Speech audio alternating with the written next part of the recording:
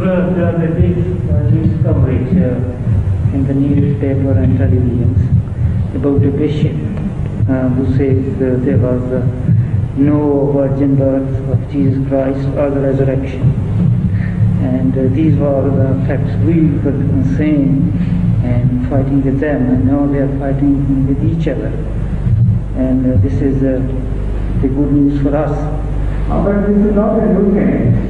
This has been going on for centuries.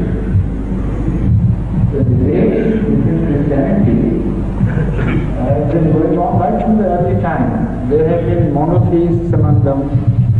There have been such who did not believe in virgin birth, and so many of the Christian factions can be detected by a study of history.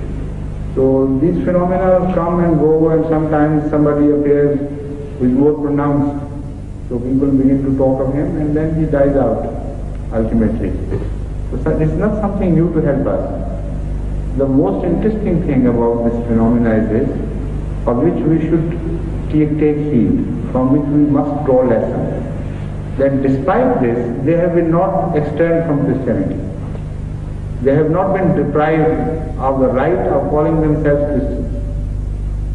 And the Muslims, unfortunately, have become so intolerant that at the smallest excuse, they begin to chuck such people out as agree in the fundamentals and only deviate in small things.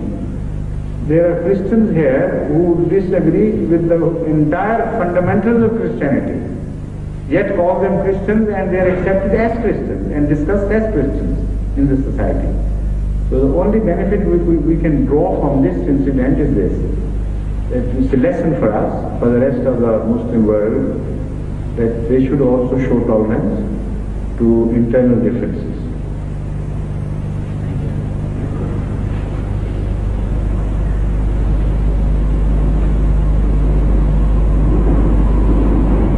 वक्त हो गया आपको?